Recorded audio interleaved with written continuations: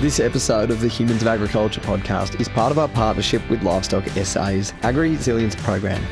Across the series, we wanted to bring a variety of people and stories together to improve strategic planning and long-term resilience for forward-looking South Australian livestock and broadacre enterprises. To find out more, the AgRi-Silience program is open for applications and you can apply by heading to www.livestocksa.org.au.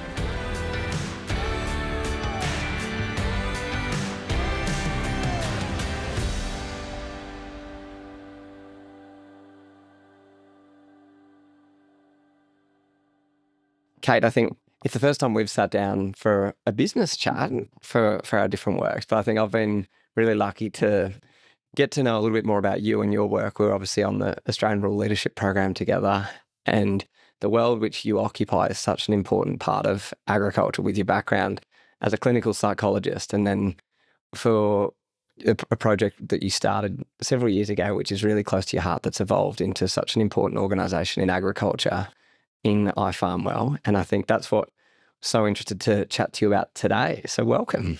Thanks, Oli. Kate, I guess for people who aren't aware, and I love it by asking, like, if we were to meet in the coffee shop, how would you describe your relationship to agriculture and what it is you do day to day? Yeah, so I grew up on a farm about 650 k's west of Adelaide. And, my brother's a fifth generation farmer, and I guess I've got farming in the blood. And if my path had taken a different route, I could have easily, been back in that community working in agriculture in a different way, I think. But I came away and studied psychology, and which I find people really interesting. And I guess it's also interesting that as soon as I had the opportunity, I decided to use that psychology and apply it back to ag. So in about 2008, I think it was, I first started doing research on farmers' mental health. And that was a time when in South Australia and other parts of Australia, we'd experienced a really bad drought for several years. And I could see people in my community were struggling. And I could also see that not many people in the city were aware enough of those challenges that farmers were facing, and most importantly, how they wanted to be helped to address those challenges. And so I kind of thought my research could be a vehicle to articulate the needs of farmers and how they wanted to be helped. And I guess I've continued on to do that in my work today. And so last year, Norco released their State of Farmer Wellbeing report, and I think the stats of it were pretty alarming. But I think one of them which has really stuck out to me was that 76% of farmers list that they feel undervalued by everyday Australians, and that actually has a toll on their mental health beyond things that happen inside the farm gate. Like what have you seen through both your professional lens, but then also from growing up in a farming community since you really started looking into the topic in 2008 to today? Yeah, look, I think a misunderstanding of agriculture from outsiders is definitely a stressor to farmers. In all of our research that has come through, which aligns with what the Norco report found. But I guess there's lots of other things beyond farmers' control that impact upon their livelihood too. So you can't change what other people think of you very easily. That's beyond their control. But then there's also government regulations, there's weather, there's commodity prices, so many factors that are beyond farmers' control. And consistently we find that they're the things that really cause farmers the most stress, because the things that they can control, farmers are already pretty good practical problem solvers and they're good at fixing those things they can fix. But it's all these things that they can't sort of manage or problem solve that seem to cause stress. And that I guess our work has evolved into really trying to help them deal with those sorts of issues rather than the more practical things. I think that makes so much sense, doesn't it? When you look at, the ultimate problem solvers and, can find a way through any sort of problem through their handyman skills. Absolutely. It is an interesting one, isn't it? Like what you can control versus what you can't. Yeah, being able to work out what you can control and putting efforts in a really practical way on doing that, and then working out what you can't control and learning skills to let go of that. I think that's probably one of the most valuable skills that farmers in particular could take on board.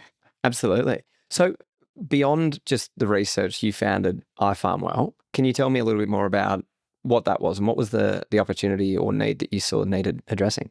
Yeah, so I was working as a clinical psychologist at the time, and I was finding that people were coming into my office, and often I was teaching them the same sorts of strategies. One person would come in, I'd teach them strategies, the next one would come in, I'd teach them strategies.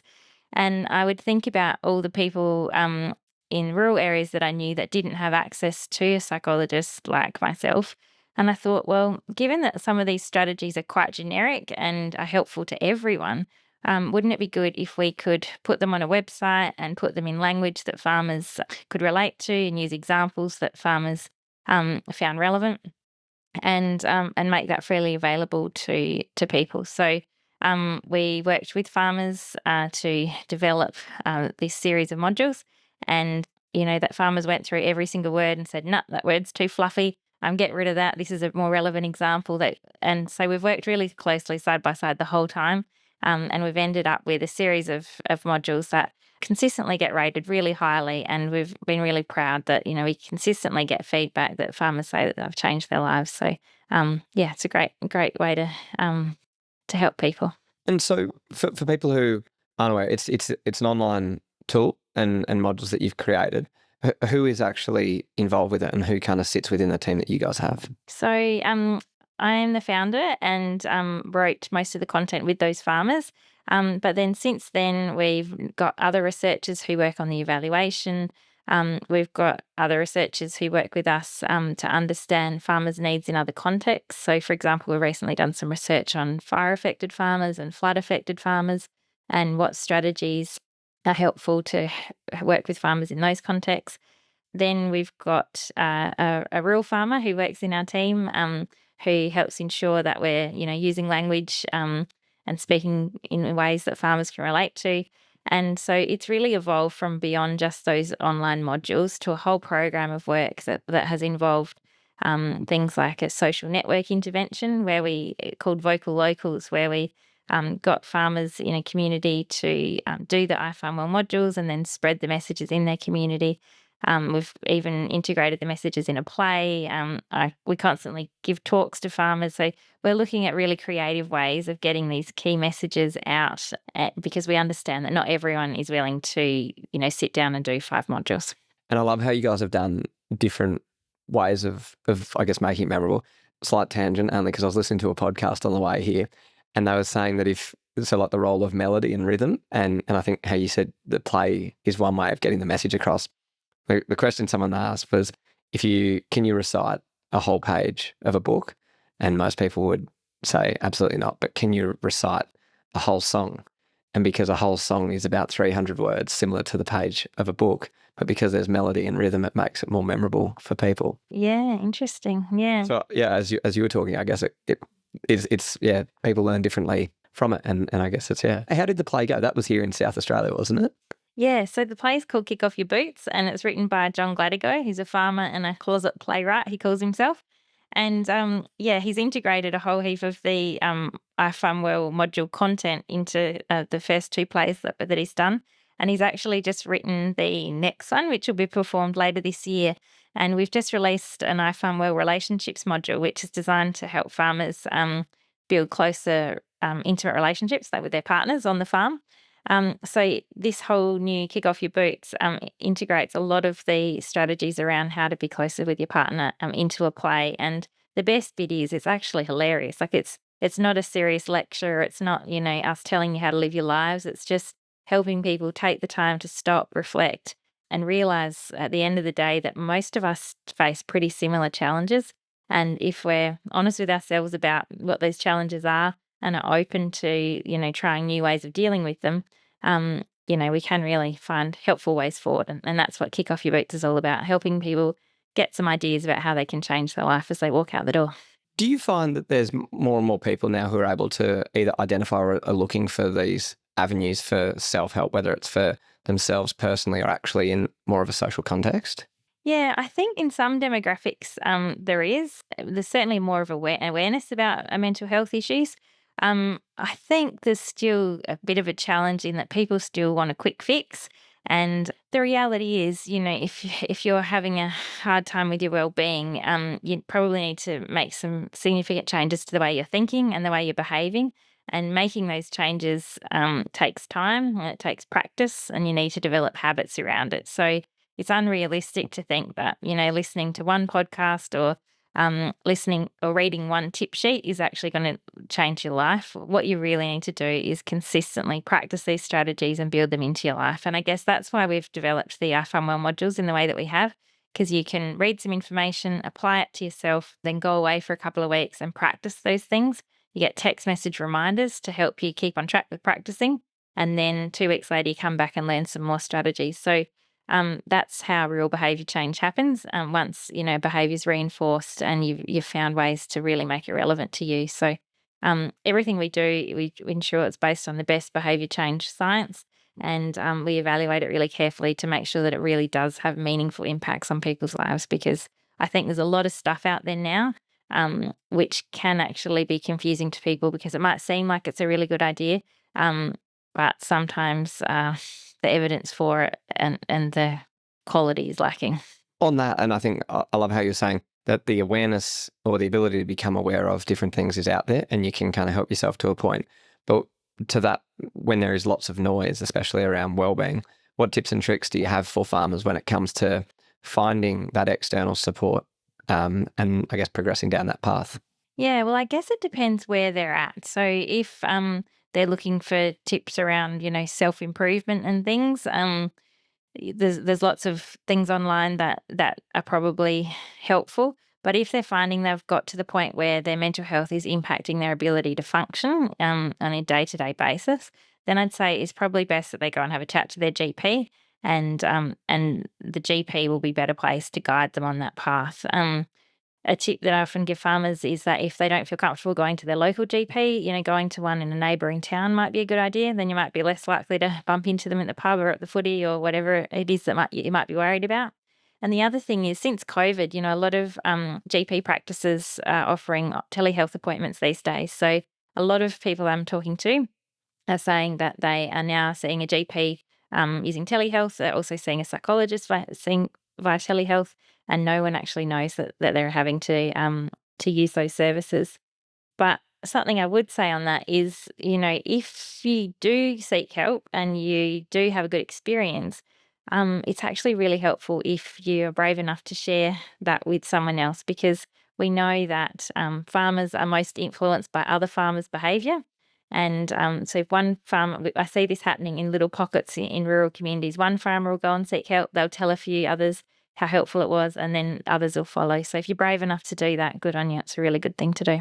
And I've actually chatted to people who have become like real champions and advocates for it, where they genuinely look forward to that next appointment with their psychologist because they feel like it's a safe space to be able to have that conversation and remove a weight. And then if they need to take further actions from it, they can. But otherwise, sometimes, they can address it in that hour conversation or whatever it might be. Yeah, that's right.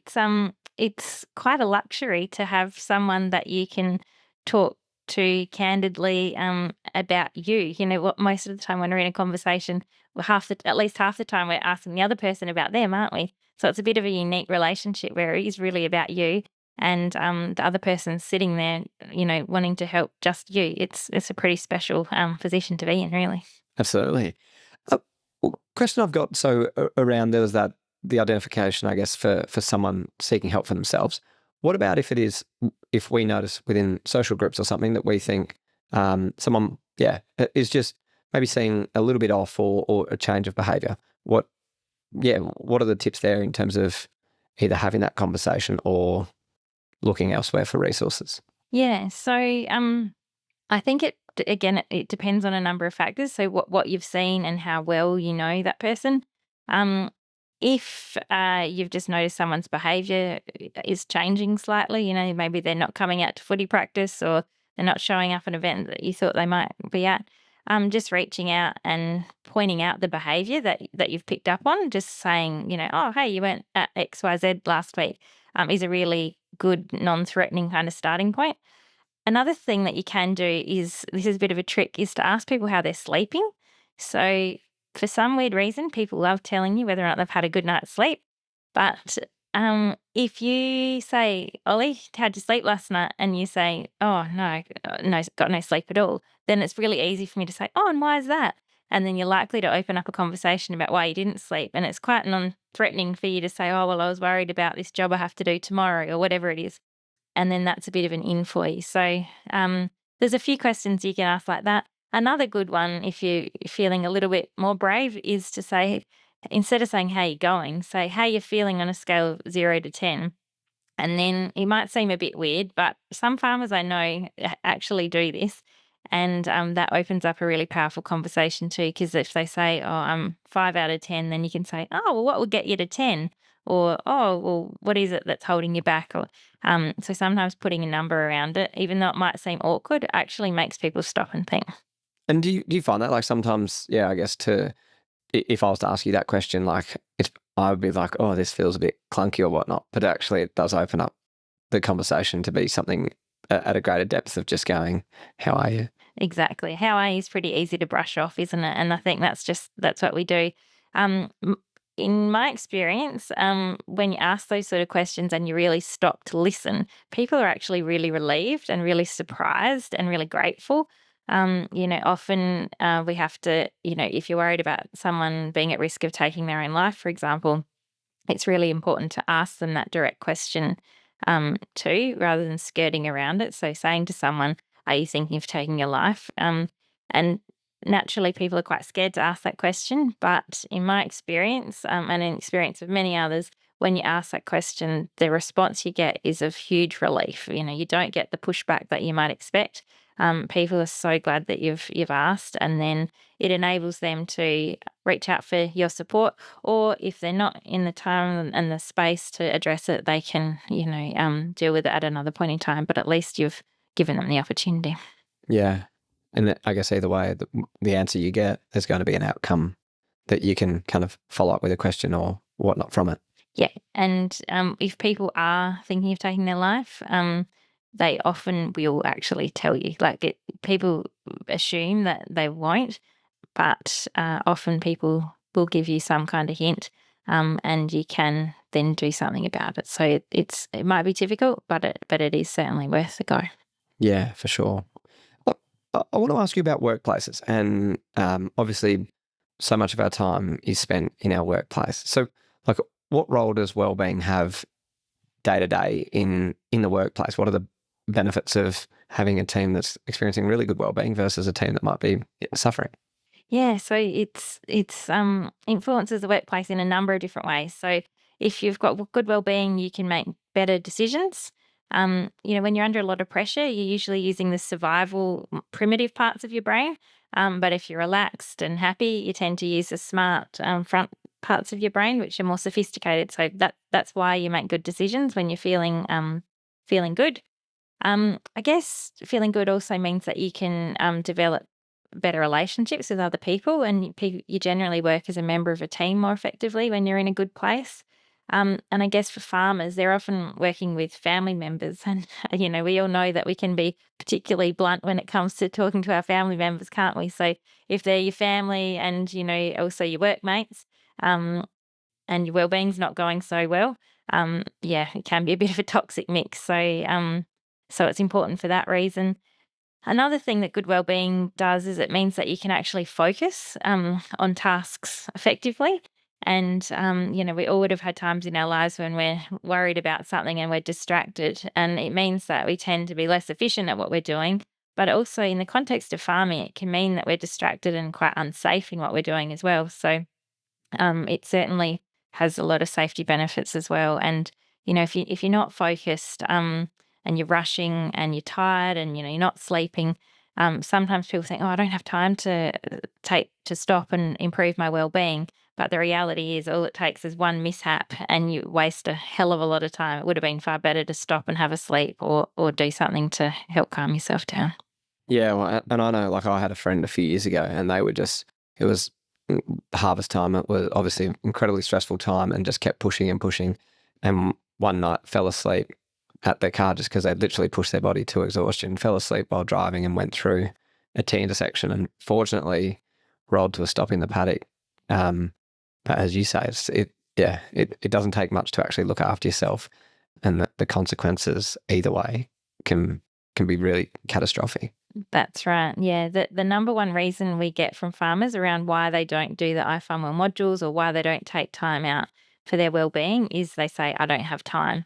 And, we all feel like we don't have enough time to do things, but it's actually a false economy not to stop every now and then and slow down and take time. Because, yeah, as you say, one accident and you've, can waste weeks, months, or even years. So, yeah, it's worth slowing down sometimes. On that question of time, so how long does a module take? And so if I was to log in and do it now, I don't have to complete them all at once? No, that's right. So they're designed to be able to stop and start whenever you want. But we say each module takes on average about 30 minutes. So if you sit down for 30 minutes, then by the end of it, you'll have a range of strategies that you'll then get text messages to keep you practicing. And then you get a text message 2 weeks later to go on to the next set of strategies. So it's really not a big time investment. And what you cover in that one module might be kind of similar to what you would cover in one psychology session.